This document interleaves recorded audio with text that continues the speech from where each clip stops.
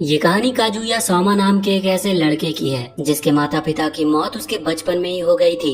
इस वजह से उसे अपने दादा के साथ रहना पड़ा। वो दोनों एक दूसरे के बेहद करीब थे और एक दूसरे का सहारा बनकर जिंदगी गुजार रहे थे। लेकिन जन्म, बुढ़ापा, बीमारी और मौत के नियम से कोई नहीं बच सका है। ज्यादा समय नहीं बीतता कि सोमा के दादा भी गुजर गए, उसे इस दुनिया में बिल्कुल अकेला छोड़कर। मरने से पहले दादा ने उससे कहा था कि वो अपना परिवार बसाए ताकि उनके आखिरी पलों में उन्हें लगे कि उन्होंने जिंदगी बहुत खूबसूरत जी है। और ये उसके दादा की आखिरी इच्छा जैसी थी। अब दादा और दादी तो फिर से मिल गए थे, बस सोमा यहाँ पर अकेला रह गया था। उसी समय एक दूसरी दुनिया में एल्फ्रेडन किंगडम बहुत मुश्किल हालात में फंसा हुआ था। वहाँ के नेताओं को समझ नहीं आ रहा था कि इस संकट से कैसे निपटा जाए। तो उन लोगों ने एक ऐसा कदम उठाने का फैसला किया जिसकी किसी को भी उम्मीद तक नहीं थी। उन्होंने हाई लेवल मैजिक के जरिए एक हीरो समन करने की ठानी जो उनकी मदद कर सके। लेकिन किसी को नहीं पता था कि इसका नतीजा क्या होगा। उस देश के मैजिशियन से एक बहुत बड़ा हीरो समनिंग रिचुअल की तैयारी कर रहे थे। कासल के भीतर से एक तेज रोशनी की किरण आसमान की ओर उठती है जिसने अंधेरी रात को चीरकर रास्ता बना लिया। उससे इतनी भारी पावर्स निकल रही थी कि पूरा इलाका हिलने लगा। उसी समय सोमा अपनी दुनिया में लाइब्रेरी में बैठकर पढ़ाई कर रहा था क्योंकि वो सिविल सर्वेंट बनने के लिए एग्जाम देने वाला होता है। वहीं पर वो किताबें वापस सेल्फ में रख ही रहा होता है कि अचानक उसके पैरों के नीचे एक स्पेल का जाल बन गया और वो दूसरी दुनिया में खींचा चला गया। ये एल्फ्रेडन के वही मैजिशियन थे जिन्होंने उसे अपने वर्ल्ड में हीरो के रूप में बुलाया था। लेकिन वो मैजिशियन भी अपनी आंखों पर यकीन नहीं कर पा रहे थे। जितना वो कंफ्यूज थे उतना ही सोमा भी, क्योंकि एकदम से एक नॉर्मल इंसान से वो एक हीरो बना दिया गया था। कुछ ही देर में सोमा को किंगडम के किंग और क्वीन के सामने ले जाया गया। लेकिन वहाँ पहुँचते ही वहाँ बुलाए जाने पर वो काफी नाराज दिख रहा था। वहाँ के किंग भी शर्मिंदा थे कि वो अपने देश की समस्या खुद ही हल नहीं कर पा रहे और अब उन्हें किसी आउटसाइडर पर निर्भर होना पड़ रहा है। सोमा को महसूस हुआ कि शायद उसका एटीट्यूड थोड़ा ज्यादा हो गया, तो उसने कहा कि पहले उसे यहाँ की पूरी स्थिति को समझा दी जाए और उसके बाद ही वो देखेगा कि वो क्या कर सकता है। तो राजा ने बताना शुरू किया कि इस दुनिया में कई प्रजातियां लंबे समय तक आपस में शांति से रहती थी। लेकिन लगभग 10 साल पहले डीमन लॉर्ड की सेना अचानक से डेमन रेल्म से निकल आई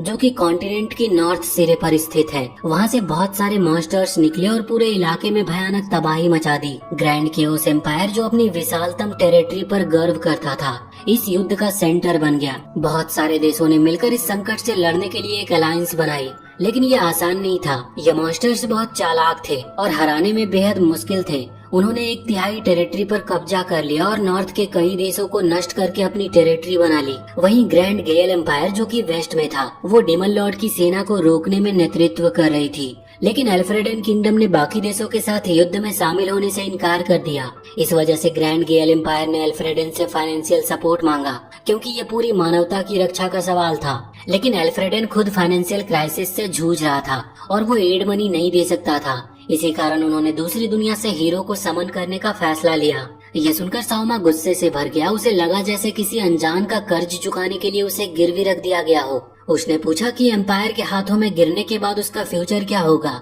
लेकिन किसी के पास इसका जवाब नहीं था। वो सोच में पड़ गया कि यहाँ हीरो की असली डेफिनेशन क्या है। किसी ने बताया कि हीरो वो होता है जो एक पूरे युग के बदलाव का मार्गदर्शन करता है। अपने पुराने वर्ल्ड में सोमा का प्लान था कि वो लोकल ऑफिसर बनेगा और आराम से जिंदगी गुजारेगा, लेकिन किस्मत ने उसे इस जगह पर ला फेंका जहाँ पर लोग बेहद ही गरीब थे।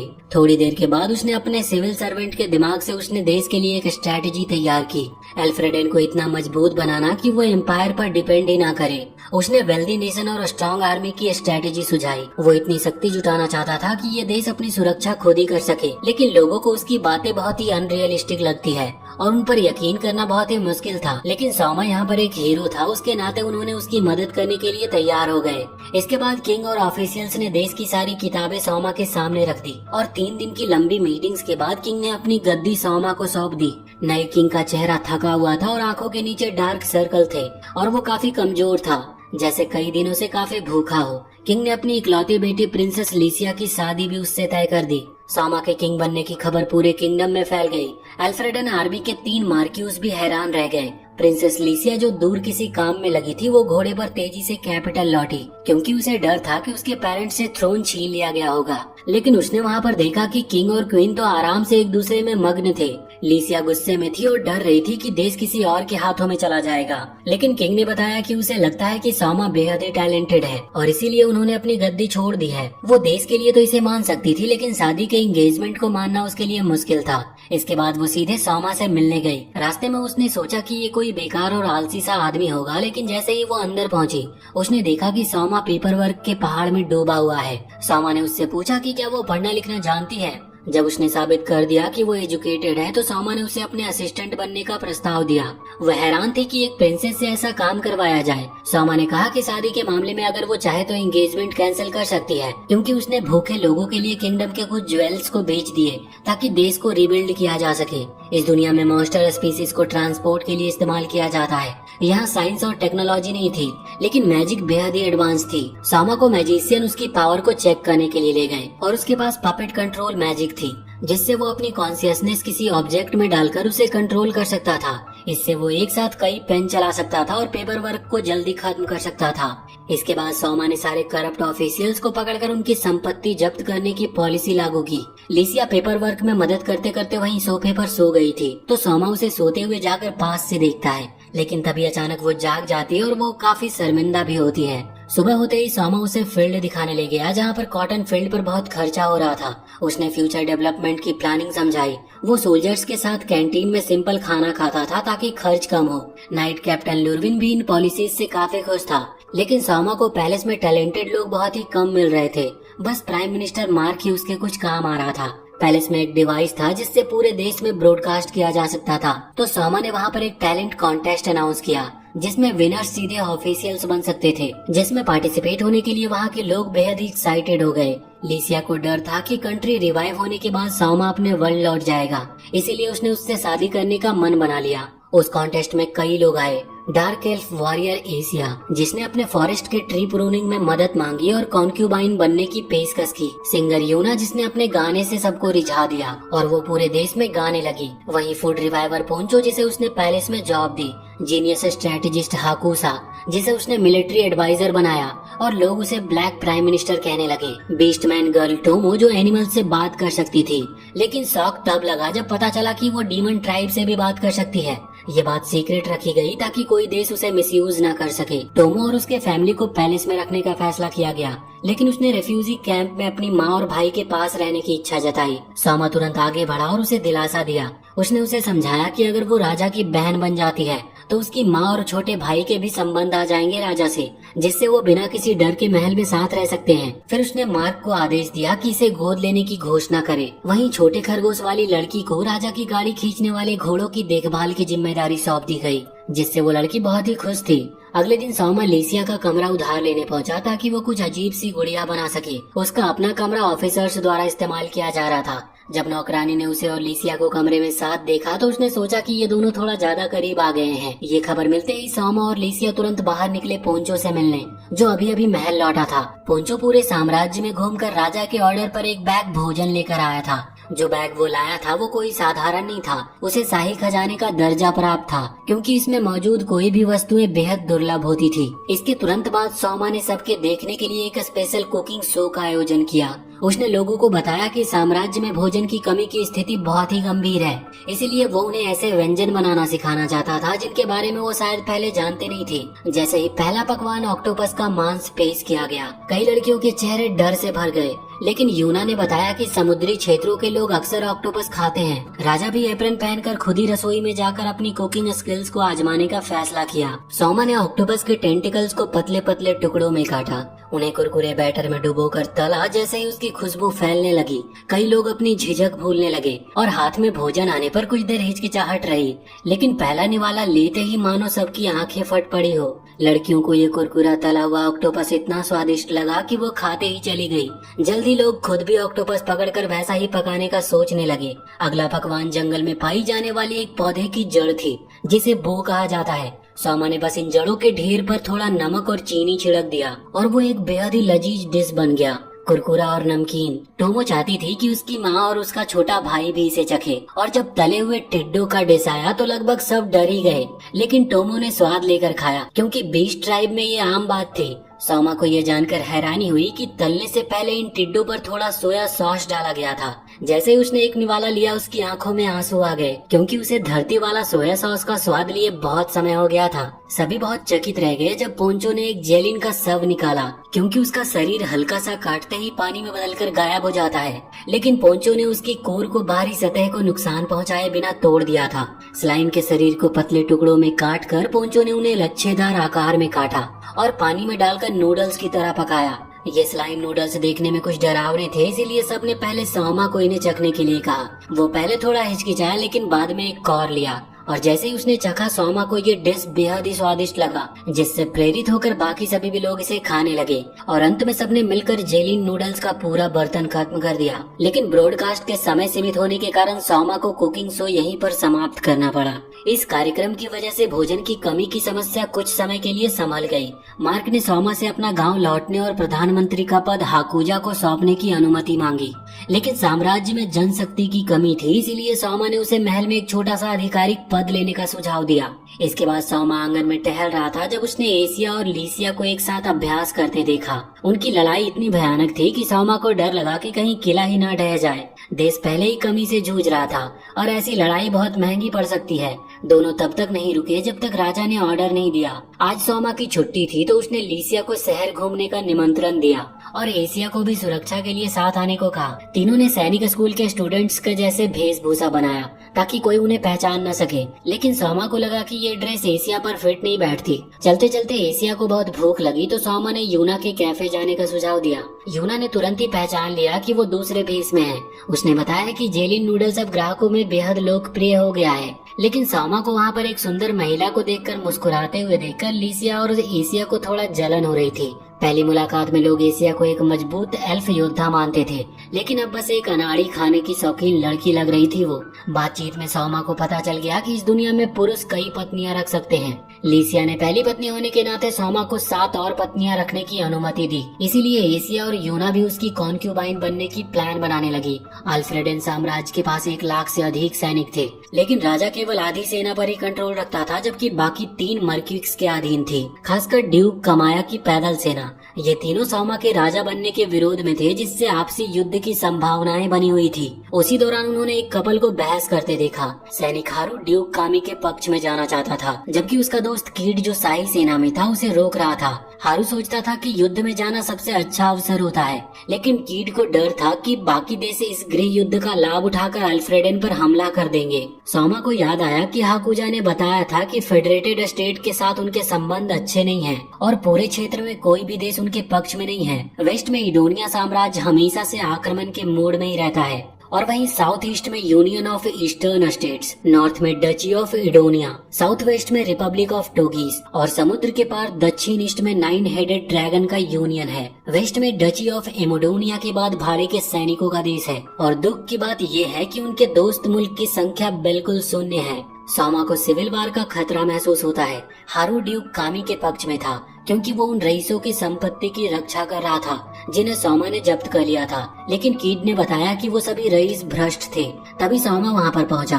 कीड उसे पहचान कर हैरान रह गया, क्योंकि वो अल्फ्रेडन का राजा है, जबकि हारू ने पहले उसे नहीं पहचाना और काफी असम्मान दिखाया। एशिया ने गुस्से में उसे धमकाया और पहचान कराई। सच जानकर हारू इतना डर गया कि उसने खुद को गीला कर लिया। सौमा ने हारू को दोष नहीं दिया, लेकिन समझाया कि अगर वो ड्यूक कामी के साथ गया तो उसे अपने ही दोस्त कीड से लड़ना पड़ेगा। ये सुनकर हारू ने अपना निर्णय बदल दिया। इसके बाद लीसिया ने सौमा की तारीफ की कि उसने स्थिति अच्छे से संभाली, लेकिन सौमा ने कहा कि उसने बस वही कहा जो उसे सही लगा।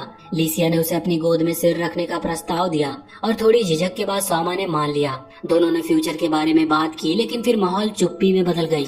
चुप्पी तोड़ने के लिए बॉडीगार्ड ने मजाक किया कि उसे कब तक सोने का नाटक करना पड़ेगा।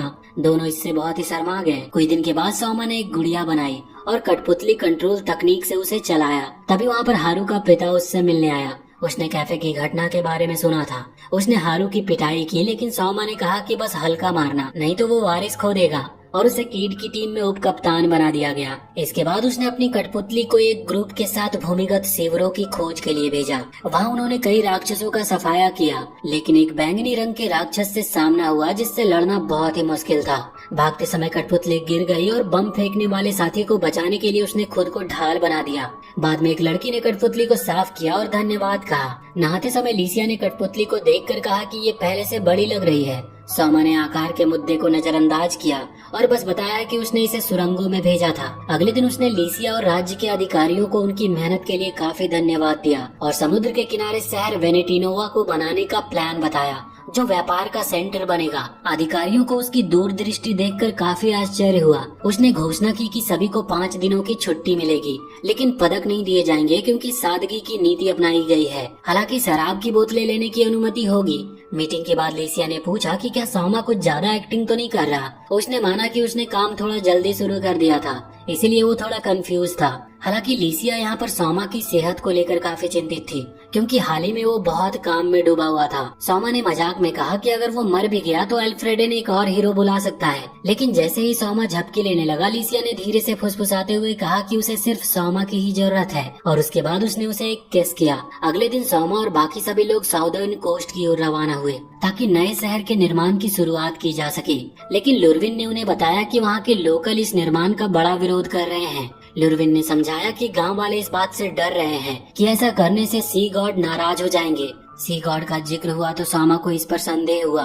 वो वापस लीसिया के पास गया और पूछा कि क्या इस एरा में सचमुच सी गॉड होते हैं। लीसिया ने थोड़ी हिचकिचाहट के साथ जवाब दिया कि कुछ लोग उन देवताओं पर विश्वास करते हैं, लेकिन उसे नहीं लगता कि वो असल में होते हैं। सोमा के साथी भी मानते थे कि ये सब महज एक अंधविश्वास है। सोमा ने एक बूढ़े गांव के प्रमुख से मुलाकात की ताकि ये समझ सके कि वो निर्माण का विरोध क्यों कर रहे हैं। पहली बार में बूढ़े आदमी ने घमंडी और काफी अभिमानी रवैया दिखाया, लेकिन जैसे उसे पता चला कि सामने वाला व्यक्ति राज्य का राजा है, उसके मुंह से बस योर मैजेस्टी निकला और फिर सभी ने गंभीर बातचीत शुरू कर दी। गांव प्रमुख ने बताया कि ये चेतावनी पीढ़ी दर पीढ़ी चली आ रही है। यह स्थान अत्यंत खतरनाक है, इसीलिए यहाँ कोई अस्थायी रूप से बचने की हिम्मत नहीं करता। उसने कहा कि ये समुद्री इलाका सी गॉड का क्षेत्र है और जो भी यहाँ पर शहर बनाएगा, सी गॉड एक विशाल लहर से उसे डुबो देगा। सोमा ने गौर किया कि सी गॉड द्वारा बड़ी लहरें लाने की ये घटना सैकड़ों साल पुरानी थी। उसने तुरंत पहचान लिया कि बूढ़े आदमी के सी गॉड का असल मतलब एक सुनामी है, क्योंकि सुनामी के बीच का अंतराल बहुत लंबा हो सकता है और इस एरा के अधिकारियों को इसकी जानकारी नहीं थी। फिर भी इस सच्चाई ने सोमा के संकल्प को कमजोर नहीं किया। वो अब भी इस कंट्री का हार्ट यहाँ पर बसाना चाहता था। उसने केवल प्लान में थोड़ा बदलाव किया। पुराने स्थान पर नगर बसाने से यह खतरा था कि किसी दिन वो सुनामी से डूब सकता था। इसीलिए सोमा ने निर्माण स्थल को थोड़ा नॉर्थ की ओर खिसका दिया ताकि शहर सुनामी को सह सके।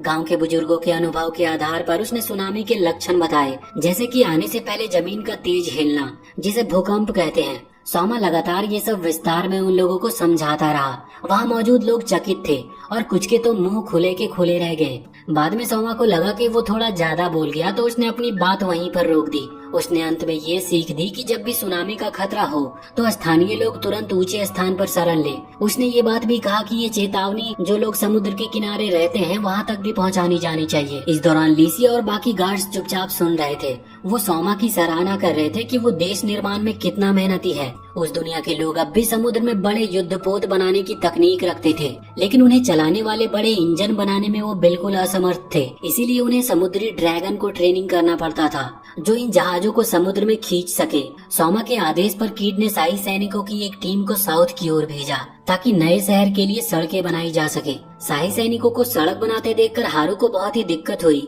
लेकिन सोमा से मिलने पर उसने कुछ भी नहीं कहा। सैनिक काम से थके हुए थे और उन्होंने काम के कपड़ों की बजाय सफेद मजदूर कमीजें पहन रखी थी। जल्दी दोपहर का समय हो गया। हारू ने सोमा के बनाए एक डिश अदरक से ग्रिल किया हुआ मांस का एक कौर लिया और तारीफ की कि ये बहुत ही स्वादिष्ट है। उसने ये भी माना कि सोमा खाना बनाने में बहुत ही स्किल्ड है। वहीं के ने बताया कि सोमा ने वुल्फ ट्राइब में लोगों को मसाले लाने के लिए भेजा था। इस ऑर्डर ने उस कबीले को रोजगार दिया और राज्य के लोगों को अच्छा भोजन भी मिला, यानी एक तीर से दो निशाना हो गया। उसने ये भी कहा कि फूड ट्रांसपोर्टेशन के लिए सड़कें बनाना और नए नए तरह के भोजन बनाने से खाने की कमी में बहुत ही कमी हो गई है। ये सुनकर हारू बहुत ही आश्चर्यचकित था। उसे उम्मीद नहीं थी कि सोमा इतना दूर का सोचता होगा। खाने के बाद हारू ने कहा कि वो थोड़ी देर सोएगा। सोमा ने भी इसका समर्थन किया, ये कहकर कि रेस्ट करने के बाद वो थोड़ा और भी ज्यादा काम कर पाएगा। इसके बाद सोमा और बाकी लोग ग्रामीण सड़क निर्माण का निरीक्षण करने गए। सोमा ने हारू से भी सर्वे में शामिल होने को कहा और उसे समझाया कि ये नई सड़कें भारी जानवरों द्वारा खींचे जाने वाले गाड़ियों का भार झेल सकती है। उसने राक्षसों को भगाने वाले पेड़ भी लगाए जो कि ऐसी वाइब्रेशन प्रोड्यूस करती है जिन्हें डीमन जंगली जीव पसंद नहीं करते, और ये पेड़ नेचुरल शील्ड की तरह काम करेंगे। लेकिन सोमा ने इन्हें ना तो बहुत घना और ना ही बहुत बड़ा बनाया, बल्कि बहुत ही बैलेंस्ड दूरी पर लगाया ताकि बाकी जानवरों को नुकसान ना हो। सोमा ने जहाजों से ली गई सामग्रियों का इस्तेमाल सड़क के दीपक बनाने में भी किया जो रात में चमकते थे। सब लोग बातें कर रहे थे कि तभी एक मैसेंजर बर्ड एशिया के पास पहुंचा। संदेश पढ़ते ही एशिया बहुत घबरा गई क्योंकि उसके एल्फ विलेज में भूकंप आया था। गांव का आधा हिस्सा और कई एल्फ लोग मिट्टी में दब गए थे।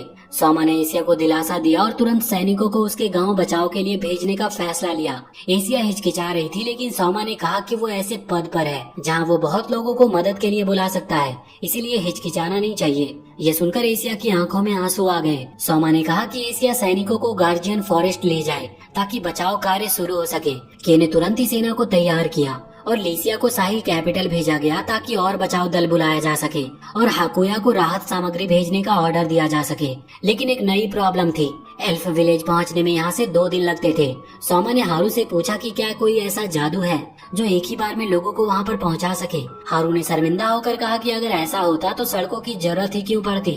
घोड़ा गाड़ी से ट्रैवल कर बचाव दल गाँव पहुँचा। सोमा ने एशिया के पिता जो गाँव के प्रमुख थे उनसे मुलाकात की और स्थिति को समझा। सोमा ने बताया कि वो 50 शाही सैनिक लाया है और कुछ दिनों में दूसरा बचाव दल राहत सामग्री लेकर आएगा। प्रमुख ने बताया कि लैंडस्लाइड गांव के पूर्वी हिस्से में हुआ था जिसमें 100 से अधिक लोग मारे गए और 40 से अधिक लोग अभी तक लापता हैं। सोमा ने प्रमुख से कहा कि सही संख्या के लिए सूची बनाए और पहाड़ पर नजर रखें। अगर पहाड़ हिले या कोई अजीब आवाज आए तो तुरंत रिपोर्ट करे। एशिया ने ये जिम्मेदारी ली और उसके पिता ने उसका समर्थन किया। एशिया और उसके दोस्त जंगल के रास्तों से अच्छी तरह परिचित थे। सोमा ने सैनिकों को ऑर्डर दिया कि फंसे हुए लोगों को बचाए, लेकिन ये भी चेतावनी दी कि वो ज्यादा थकान से बचे और अगर फिर से लैंडस्लाइड के संकेत दिखे तो वो तुरंत पीछे हट जाए। सोमा ने मलबे में खोज के लिए एक लकड़ी का चूहा भेजा जिससे एक व्यक्ति को बचाया जा सका। बचाव पूरा होने के बाद एशिया के पिता ने आभार व्यक्त किया, लेकिन कई लोग बचाव दल के आने के पहले ही मर चुके थे। एक व्यक्ति जिसने लैंडस्लाइड में अपनी पत्नी को खो दिया था, उसने सोमा से कठोर बातें कही, लेकिन सोमा ने उसकी स्थिति को समझा और उस पर गुस्सा नहीं हुआ। एशिया ने बताया कि वो व्यक्ति जंगल में पेड़ों की कटाई का सबसे बड़ा विरोधी था क्योंकि उसे लगता था कि जंगल का एक विशेष मिशन है। कैपिटल लौटते समय एशिया एक चट्टान पर खड़ी होकर थके हुए शाही सैनिकों को देख रही थी जो कई रातों से नहीं सोए थे।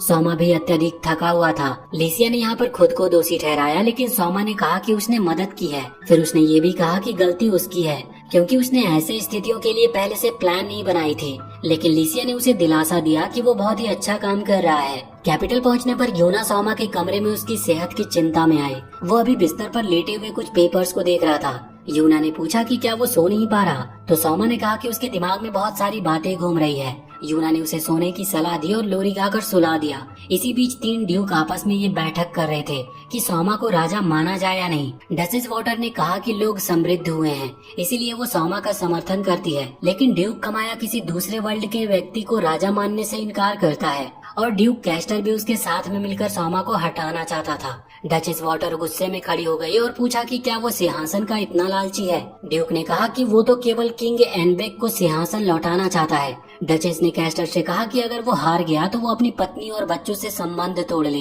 क्योंकि वो भी उसके परिवार का हिस्सा है। कैस्टर की सबसे बड़ी बेटी जिसका नाम कॉनर था, उसने जिद पकड़ ली कि वो अपने पिता के साथ युद्ध में हिस्सा लेगी। उसके लड़ने का कारण ये था कि सोमा ने किंग एनबेक को सिंहासन से हटा दिया था। साथ ही उनके करीबी राज्य इडोनिया किंगडम के राजा गौसेलिया को यह एहसास हो चुका था कि एल्फ्रेडेन में जल्द ही सिविल वॉर होने वाला है। इसी के साथ इस वीडियो था कि एल्फ्रेडेन किंगडम में अब लगभग सिविल वार होने के कागार पर था और वहीं पास के किंगडम एडोनिया के राजा गौसेलिया ने ये मौके का फायदा उठाने का सोचा। उसने प्रिंस जूलियस के साथ मिलकर प्लान बनाने की सोची कि एल्फ्रेडेन किंगडम में सिविल वार के दौरान घात लगाकर हमला किया जाए। लेकिन प्रिंसेस जोरा का मानना था कि उन्हें एल्फ्रेडेन पर हमला नहीं करना चाहिए क्योंकि अमिडोनिया भी खुद भी बेहद गरीब थी। उधर हाल में फसल की रिपोर्ट सोमा को सौंपने के बाद हाकुओ ने घोषणा की कि खाने का संकट लगभग पूरी तरह से समाप्त हो चुका है और अब वो अगले चरण पर आगे बढ़ सकते हैं। दरअसल सौमा का अगला चरण दूसरे देशों को जीतने का इरादा था। इसी बीच गायल किंगडम ने अमेडोनिया के सभी जनरलों को इकट्ठा किया ताकि एल्फ्रेडेन पर हमले की तैयारी की जा सके। उनका टारगेट था एल्फ्रेडेन किंगडम के फसल वाले एरिया पे, लेकिन कोबेट नाम के एक सिविल ऑफिसर ने उसे रोकने की कोशिश की।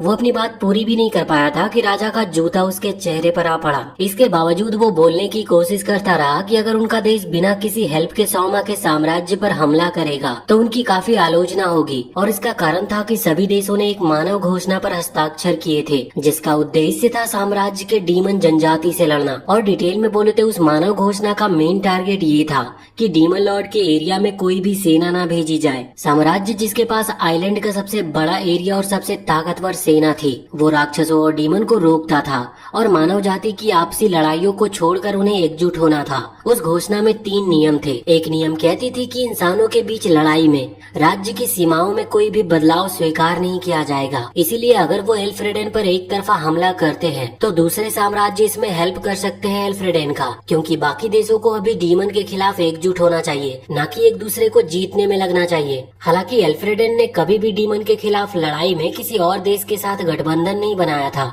इसीलिए जूलियस का मानना था कि एल्फ्रेडेन पर हमले का डीमन से कोई लेना देना नहीं है। इसके बाद कोबेट को उसके पद से हटा दिया गया। इसी बीच सौमा ने 3 ड्यूक्स से कांटेक्ट किया और उसने स्पष्ट ये ऐलान किया कि अगर अब से वो उसके आदेश को नहीं मानेंगे तो वो उन्हें गद्दार मानेगा। एक डचेस ने पूछा कि सौमा उन तीनों ड्यूक्स के एरिया का क्या करेगा। सौमा ने कहा कि अगर वो मान जाएंगे तो वो उनके एरिया को नहीं छुएगा, लेकिन उनकी सेनाओं को इंपीरियल गार्ड्स में मिला दिया जाएगा और एक नई बेहद पावरफुल सेना बनाई जाएगी। साथ ही वो 3 ड्यूक्स के एरिया में सेना बनाए रखने का स्पेशल पावर भी समाप्त कर देगा। ड्यूक्स ने सौमा की सोच की काफी प्रशंसा की। फिर उसी डचेस ने सौमा से उस नए शहर के बारे में पूछा जिसे वो बनाने की सोच रहा था। शायद उसे डर था कि ये नया शहर उसके एरिया को इफेक्ट करेगा, इसीलिए उसने पहले ही बॉर्डर खींच दी थी। सौमा से काफी एक संतोषजनक उत्तर मिलने पर डचेस ने सौमा के पक्ष में वोट किया, लेकिन वागास और कास्टर ने अब भी सौमा के साम्राज्य का राजा मानने से इनकार कर दिया। सिर्फ 100 सैनिकों ने ही ड्यूक का समर्थन किया और बाकी सेना को उसने बुलाया भी नहीं।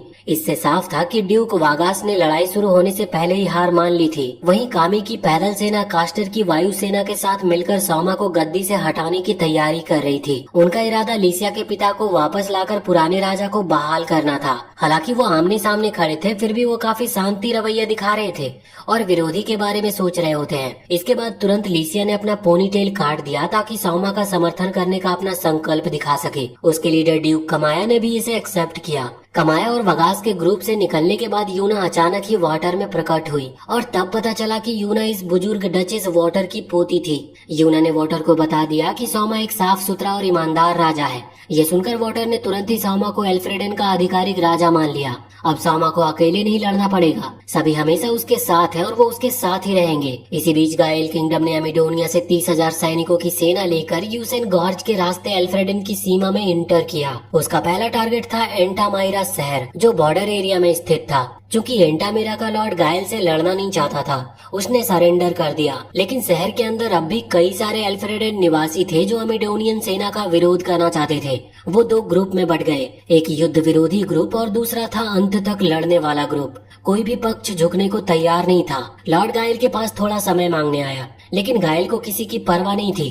उसने कह दिया कि वो कभी भी हमला कर सकता है। यह सुनकर लॉर्ड बस सिर झुकाकर कांपने लगा। उसने कहा कि अगर थोड़ा समय दिया जाए तो वो शहरवासियों की राय को जल्दी से जल्दी जुटा लेगा। रणनीतिक सलाह मिलने के बाद गायल ने सोचा कि शहर के द्वार खुलने का इंतजार कर लेना बेहतर होगा, बजाय इसके कि वो उन्हें जबरदस्ती तोड़े। इस तरह उसकी सेना को भी भारी नुकसान से बचाया जा सकता था। उधर सौमा की सेनाएं कामाया की पैदल सेना के साथ मिलकर जोरदार युद्ध में उतर चुकी थी। सिर्फ एक रात में ही सौमा ने सभी सैनिकों को जादू का इस्तेमाल करके काई के किले के सामने ही एक किला बनाने का ऑर्डर दिया। वहीं उस चूहे जैसी पूंछ वाली लड़की के मुताबिक इसे 1 नाइट कैसल प्रोजेक्ट कहा जाता था, जो सौमा की योजना थी। सचमुच सौमा हमेशा ऐसे असाधारण काम ही सोचता और करता था जिसकी किसी को उम्मीद तक नहीं होती थी। तीनों ड्यूक्स के साथ बातचीत असफल होती है। उसने तुरंत 10,000 इंपीरियल गार्ड्स को किला बनाने का ऑर्डर दे दिया। यह किला जमीन पर खड़े एक विशाल गैंडे के जहाज जैसा दिखता था, लेकिन कामी की सेना कई सारी तोपें लेकर आई और सौमा के किले पर बमबारी शुरू कर दी और उम्मीद के मुताबिक पहले ही गोले ने किले में बड़ा छेद कर दिया। फिर लगातार गोले बारिश की तरह गिरने लगे। तभी कुछ डार्क एल्फ जनजाति के योद्धा तुरंत सौमा की तरफ से लड़ने आ गए, क्योंकि वो पहले आए भूकंप में सौमा की मदद का बदला चुकाना चाहते थे। एल्फ प्रजाति के योद्धा बेहद ही ताकतवर थे। वो सिर्फ धनुष और तीर से बड़े से तोप के गोले को उड़ा देते थे। उनका कहना था कि इन्हें मारना तो बाजों को मारने से भी आसान है। इसके तुरंत बाद लुरविन ने किले से घुड़सवार सेना को बाहर निकालकर कामी के तोप खाने को नष्ट कर दिया। सैनिक तूफान की तरह बाहर निकल पड़े। तेजी से सभी लड़ने को काफी एक्साइटेड थे। ताकत से भरे हुए उनका एक ही टारगेट था, उन लोगों को हराना जो वहाँ की शांतिपूर्ण जिंदगी को तोड़ने आए थे। उन्होंने आग के जादू का इस्तेमाल करके तोपों को जला दिया। शुरुआत में ही इतनी गूंजती हुई सफलता मिलना भला कौन रोक सकता था। उधर ड्यूक कमाया भी बेहद चिंतित हो गया जब उसके लोग यहाँ की रिपोर्ट लेकर पहुँचे और वो करप्ट रईस जो कामी से जुड़े हुए थे अपनी सेना को इस नुकसान में देखकर गहरे संकट में आ गए। फिर भी कामी को पूरा विश्वास था कि सौमा इस युद्ध को जीत नहीं सकता। इसका कारण साफ था, उसके पास 40,000 सैनिक थे, जबकि सौमा महज 10,000 सैनिक लेकर आया था। वहीं इधर गेल्स देर दोपहर तक इंतजार करता रहा, लेकिन एंटीमुरा के लॉर्ड की वापसी नहीं हुई। अंततः उसने अपने सैनिकों को ऑर्डर दिया कि वो शहर पर हमला करने की तैयारी करे, लेकिन जैसे ही वो पूरे फोर्स के साथ असॉल्ट का ऑर्डर देने ही वाला था, लॉर्ड अचानक शहर के बाहर भागते हुए आया। गेल्स को जब ये पता चला कि लॉर्ड अब तक शहर के लोगों को सिटी गेट्स खोलकर सरेंडर करने के लिए मना नहीं पाया, तो उसका गुस्सा भड़क उठा। उसने बिना कोई देर किए अपनी तलवार खींची और गुस्से में कहा कि वो स्पाइट ऑफ लॉर्ड का सिर काट देगा। गेल्स के अनुसार अब भी इस राज्य में कुछ ऐसे ग्रुप मौजूद थे जो आखिरी दम तक लड़ने को तैयार थे, और चाहे इसके लिए उन्हें अपनी जान ही क्यों न गंवानी पड़े। लॉर्ड ने तुरंत एक सोने का ढेर निकालकर गेल्स से विनती की कि वो बस एक दिन और इंतजार कर ले। यह सुनकर गेल्स ने उसे अगले दिन दोपहर तक की अंतिम लिमिट दी, जब तक पास खड़े दो पेड़ों की परछाई एक दूसरे को छू ना ले। अगर उस समय तक सरेंडर नहीं हुआ तो वो पूरे फोर्स के साथ असॉल्ट शुरू कर देगा। असल में डचेस वॉटर ने ही लॉर्ड को ये निर्देश दिया था कि वो गेल्स को धोखा देकर थोड़ा समय मांग ले। उसका मानना था कि अब यहाँ पर टाइम सोने जितना कीमती है, और अगर वो सोना देकर कुछ एक्स्ट्रा टाइम ले सकते हैं तो इसमें कोई हर्ज नहीं है। उनका उद्देश्य था कि सौमा के रीइंफोर्समेंट का इंतजार करना, जब वो कामी और कैस्टर दोनों को हरा देगा। उधर भोजन के समय के और हारू वहाँ ड्यूटी पर खड़े सैनिकों को चढ़ा रहे होते हैं। के को इस बात की बेहद खुशी थी कि हारू ने सौमा का साथ चुना और उसके साथ मिलकर लड़ने का फैसला लिया। दूसरी तरफ ड्यूक कास्टर अब भी यही सोचकर बैठा था कि सौमा की सेना उसके फोर्ट्रेस पर हमला करेगी, और वहीं वो उसका इंतजार कर रहा था। लेकिन दोबारा से सोचने पर उसने मान लिया कि सौमा एक बहुत ही प्रभावशाली राजा है, लेकिन अब सरेंडर करना उसके लिए बेहद ही अपमानजनक होता। इसीलिए उसने तय कर लिया कि वो लड़ाई जारी रखेगा। इसी बीच काना वापस लौटी और कास्टर को रिपोर्ट दी कि सौमा की सेना उनके फोर्ट्रेस के पास दिखाई दी है। लेकिन सभी तब बहुत हैरान हो गए जब उन्होंने देखा कि सौमा ने एक बैटलशिप में पहिए लगवाकर और विशालकाय राक्षसों से उसे खिंचवाकर किनारे पर चढ़ा दिया है।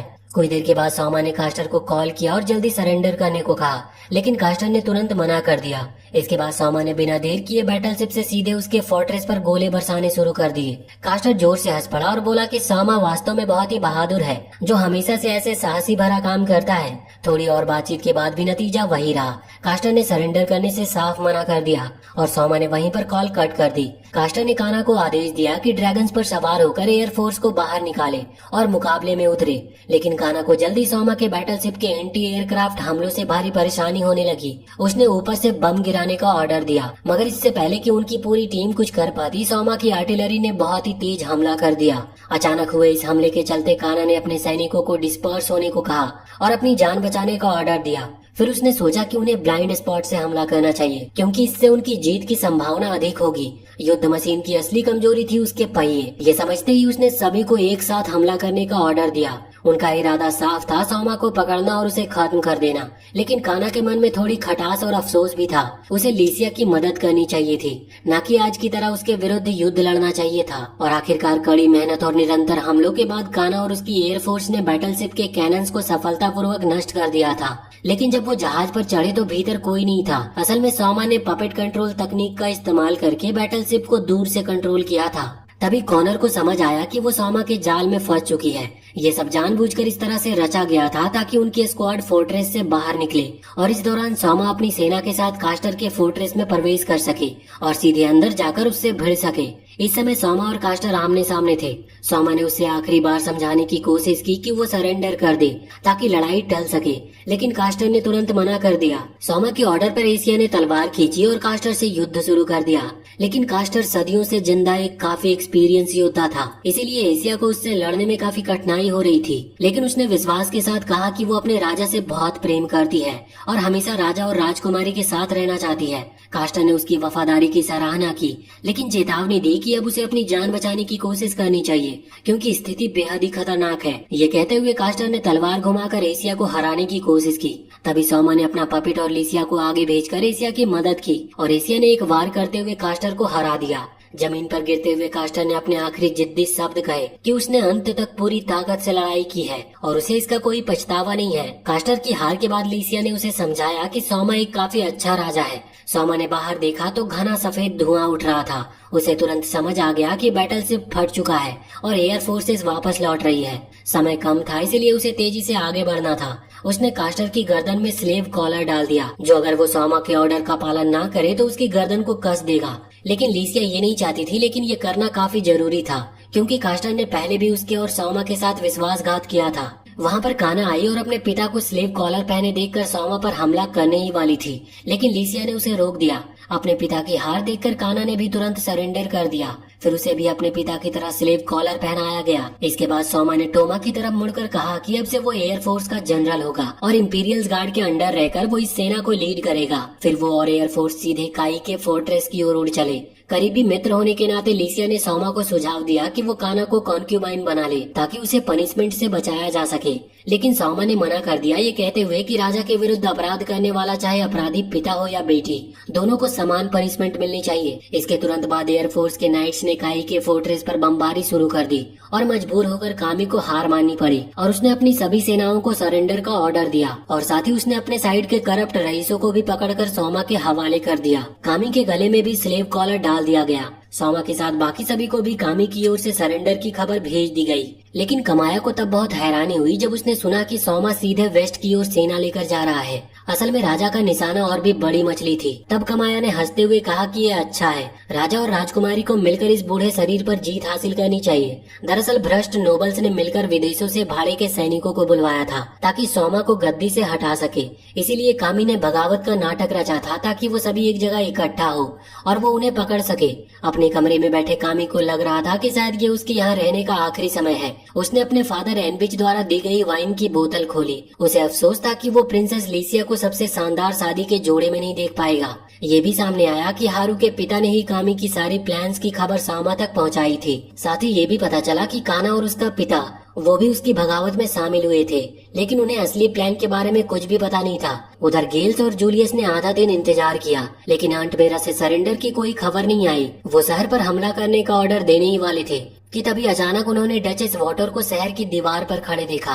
तभी उन्हें शक हुआ कि वॉटर शायद सोमा से मिला हुआ है। जूलियस ने चेतावनी दी कि ये एक जाल हो सकता है और उन्हें तुरंत ही पीछे हट जाना चाहिए। वॉटर ने जादू का इस्तेमाल करके एक बड़ा जादुई स्क्रीन बनाया ताकि गेल्स सोमा से सीधे बात कर सके और शहर के लोग भी सब सुन सके। सोमा ने ऐलान किया कि उसने गृह युद्ध खत्म कर दिया है, लेकिन वो अभी तलवार नीचे नहीं रख सकता क्योंकि डचेस ऑफ एमिडोनिया ने अफरा तफरी का फायदा उठाकर इस देश की सीमा में घुस आया है। ये सुनते ही लोग घबरा गए, उन्हें संभलने का मौका भी नहीं मिला। सोमा ने बताया कि एमिडोनिया और बाकी ड्यूक्स की एक गंदी साजिश है। वो चाहते हैं कि सोमा और तीनों ड्यूक्स आपस में लड़े और एमिडोनिया इसका फायदा उठाए। सोमा ने लोगों से पूछा कि वो क्या चाहते हैं, कि ऐसे लोग बिना सजा पाए चले जाएं और क्या उनके काम माफ करने योग्य हैं? भीड़ ने एक सुर में जवाब दिया कि बिल्कुल नहीं। तभी सोमा ने साफ ऐलान किया कि किंगडम ऑफ एल्फ्रेडन अब डची ऑफ एमिडोनिया के खिलाफ युद्ध करेगा। शहर के बाहर खड़े गेल्स ने ये सुना और गुस्से में चिल्लाया कि सोमा एक छोटा सा बच्चा है जो 3 पीढ़ियों से चले आ रहे शाही परिवार के सपनों को जंगली पने कहने की हिम्मत करता है। तब सोमा ने उसे बताया कि वो सेना लेकर वेस्ट की ओर बढ़ रहा है और उसका निशाना डची ऑफ एमिडोनिया की कैपिटल वैन होगी। उसने चेतावनी दी कि जब तक गेल्स बाहर हिचकिचा रहा है उसकी सेना गेल्स के देश को जला डालेगी। सोमा ने ये भी कहा कि गेल्स का एल्फ्रेडन में घुसना एक इन्वेजन है और इसी वजह से वो एल्फ्रेडन के सभी लोगों की ओर से एमिडोनिया पर आधिकारिक युद्ध की ऐलान करता है। जब गेल्स को पता चला कि सोमा सीधे एमिडोनिया जा रहा है तो वो घबरा गया और उसने ऑर्डर दिया कि पूरी सेना तुरंत लौटकर किंगडम की रक्षा करे। जोरो के बटलर ने ने भी उसे सोमा की सेना की हमले की खबर दी। गिल्स ने अपनी सेना को अमिडोनिया की रक्षा के लिए एक खाई पार करने का ऑर्डर दिया, लेकिन डची ऑफ अमिडोनिया की प्रिंसेस पहले ही समझ चुकी थी कि सोमा की चाल यही होगी और सबसे तेज रास्ता उडेन जॉर्ज से होकर है। सोमा ने यह अंदाजा लगाकर वहाँ पहले से ही सैनिक तैयार कर दिए थे। नतीजा ये हुआ कि अमिडोनिया की सेना जाल में फंस गई और उन्हें संभलने का समय भी नहीं मिला। उनका बहुत बड़ा नुकसान हुआ। हमला शुरू होने से पहले ही 5 लाख की सेना में से लगभग 4 लाख खत्म हो गए थे। किसी तरह राजा ने भोजन और सैनिक जुटाकर 2 लाख लोगों को इकट्ठा किया, लेकिन जब वो मैदान में पहुंचे तो देखा कि वहाँ पहले से ही एल्फ्रेडन किंगडम के झंडे लगे हुए थे। गेल्स को लगा कि कैपिटल गिर गई, लेकिन जूलियस ने किले की ओर इशारा किया जहां अब भी डची ऑफ अमिडोनिया के झंडे लहरा रहे थे। गेल्स ने राहत की सांस ली और ऑर्डर दिया कि जल्दी से इन दुश्मनों को हराकर किले में लौटे। लेकिन सोमा को रिपोर्ट मिली कि गेल्स सीधा यहाँ हमला करने आ रहा है और उसी टाइम सोमा की सेना पहले से वहाँ पहुँच चुकी थी। और उसी समय सोमा ने तुरंत सभी सैनिकों को आदेश दिया। झंडा 2 बार लहराया गया और संकेत मिलते ही सैनिकों ने वी आकार की फॉर्मेशन बना ली। बीच में इंपेरियल गार्ड्स और गार्ड कैवेलरी थे। बाईं तरफ जनरल गिब्सन और दाईं ओर प्रिंसेस लीसिया थी। एशिया के समर्थन के साथ सब अपनी अपनी जगह पर लड़ाई करने के लिए तैयार थे। सोमा और काना ऊपर से हालात देख रहे थे, जबकि नीचे दोनों सेनाओं की भिड़ंत हो चुकी थी। गेल्स के सैनिक रास्ते में कई दिनों की घात का सामना करके थक चुके थे, इसीलिए सोमा की सेना ने आसानी से उन्हें भारी हार दे दी। सोमा के सैनिक थोड़ा सा हमला करके एमिडोनिया के पूरे दस्ते को गिरा सकते थे। ऊपर से सब देखते हुए सोमा कुछ सोच रहा होता है। वहाँ पर कॉनर आया और पूछा कि वो ध्यान क्यों नहीं दे रहा, जैसे उसका मन कहीं और हो। सोमा ने मुस्कुराकर कहा कि राजा का असली काम तो लड़ाई से पहले और बाद में होता है। उसने ये भी कहा कि अगर उसकी सेना हार गई तो उसे अपने सिर की बलि देकर अपने जनरलों से माफी मांगनी होगी। यह सुनकर काना चौंक गई और पूछ बैठी कि क्या उसे मौत से डर नहीं लगता। तब सोमा ने उसका मुंह ढकते हुए कहा कि शायद वो इम्पोस्टर है, क्योंकि वो एक राजा जैसा व्यवहार नहीं कर रहा। फिर सोमा ने खुद को कावर्ड कहा। उसने स्वीकार किया कि वो मरना नहीं चाहता और न ही चाहता है कि लोग युद्ध में मारे जाएं। सोमा ने काना को बताया कि ये पहली बार है जब उसने इतने बड़े स्तर की लड़ाई खुद कमांड की है और बैटलफील्ड पर सैनिकों के बलिदान का मंजर देखकर उसका मन भारी हो गया। इधर जब अपनी हालत खराब देखी तो गेल्स ने अपने बेटे जूलियस से कहा कि वो तुरंत भाग जाए, लेकिन जूलियस अपने पिता को छोड़कर जाने को तैयार नहीं था। लेकिन फिर भी वंश को बचाने के लिए उसे जाना पड़ा।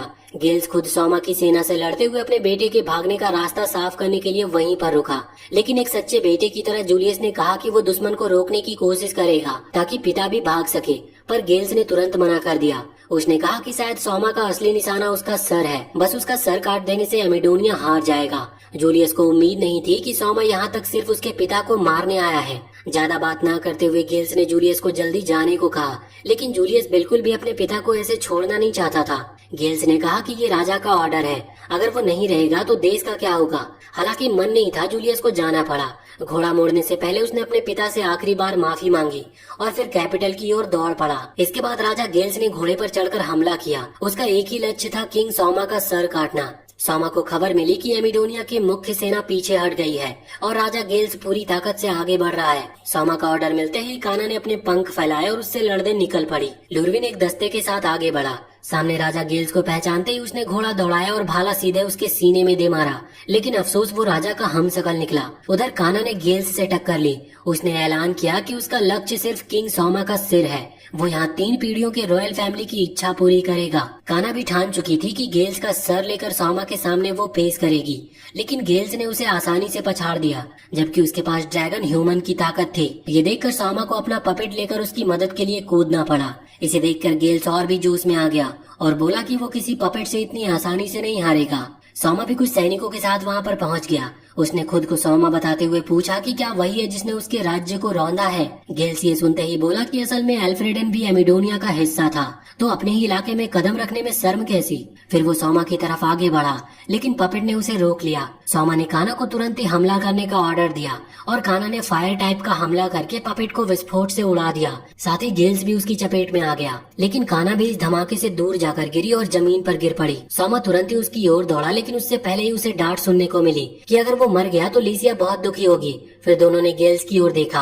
हालांकि वो बुरी तरह जख्मी था, मगर धमाके के बाद भी वो खड़ा था। वो लड़खड़ाते हुए सोमा की ओर बढ़ा, ये बड़बड़ाते हुए कि उसे सोमा का सर चाहिए। वो ये कहते हुए आगे बढ़ रहा था कि एमिडोनिया के लोगों के प्राउड के लिए उसे लड़ना ही है। राजा की सुरक्षा के लिए सोमा के आर्चर्स ने तीरों की बारिश करके उसे पूरी तरह से गिरा दिया। गिरने से पहले उसने अपनी तलवार फेंकी जो सीधा सौमा के सामने गिरी और उसके सैनिक भी राजा की हार देखते ही सरेंडर कर बैठे। अपने पिता की मौत की खबर सुनकर जोरो दर्द से रो पड़ी और सौमा ने अब पूरे डची ऑफ एमिडोनिया पर कब्जा कर लिया। अब सौमा और बाकी सभी भी एमिडोनिया के किले में थे। लिसिया ने माना कि यहाँ का हॉल बेहद ही शानदार सजाया गया था, शायद उनके देश से भी ज्यादा पैसे सजावट पर खर्च हुए थे। लिसिया ने सौमा से पूछा कि क्या उसने एमिडोनिया पर कब्जा करने का इरादा पहले से बना रखा था। सौमा का चेहरा जम गया और उसने तुरंत समझाया कि बॉर्डर एरिया में मॉन्स्टर्स के आने के समय से ही उसे शक था कि वो सैनिकों को क्यों बॉर्डर के जंगल में भेज रहे थे, और वो सैनिक नहीं थे, वो फायर मॉन्स्टर्स थे। सौभाग्य से सौमा के पपेट ने उस छोटी लड़की को रेस्क्यू कर लिया जो जंगल में स्काउटिंग कर रही थी, वरना बड़ा हादसा हो सकता था। सौमा ने बताया कि फ्लेम हीरोज की एक चाल थी ताकि गांव के लोग खाली हो जाएं। लुरविन ने सूचना दी कि जूलियस सीधे वेस्ट की तरफ ग्रैंड एम्पायर से मदद लेने गया है और अमिडोनिया का एलाई होने के नाते एम्पायर जरूर सेना भेजेगा। सौमा ने कहा कि इस नए देश में अधिकारी बिल्कुल नहीं है, यह मुश्किल है, इसलिए कुछ ऑफिशियल यहाँ भेजे जाए। एमिडोनिया के लोग एल्फ्रेडन से कब्जे के बाद बहुत नाराज थे।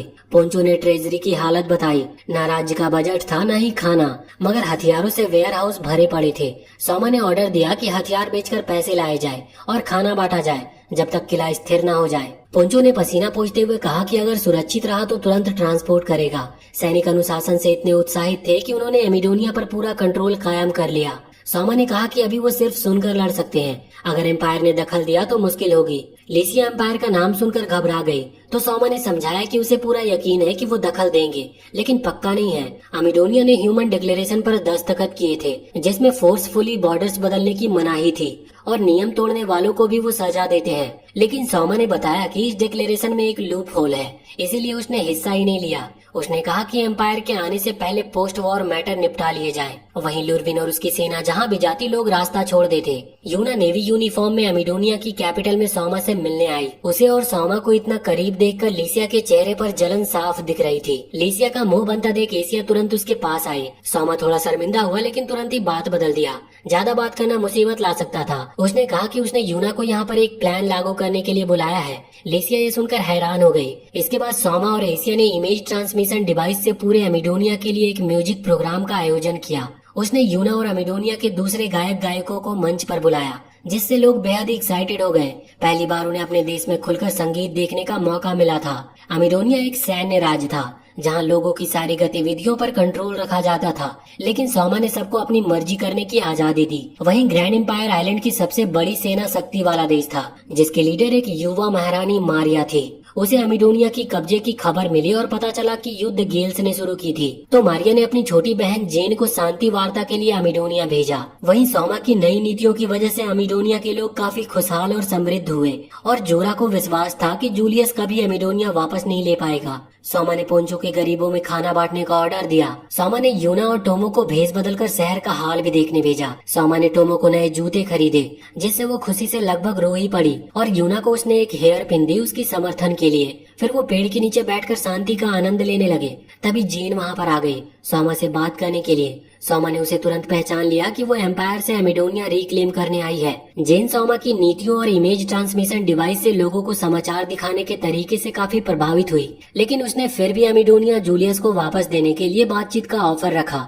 और वहाँ से चली गई। और इसी के साथ हम इस वीडियो को यहीं पर एंड करते हैं। तो वीडियो अगर पसंद आई हो तो चैनल को सब्सक्राइब करके बेल आइकन जरूर दबा लें और कमेंट सेक्शन में हमें जरूर बताएं कि आपको ये कहानी कैसी लगी।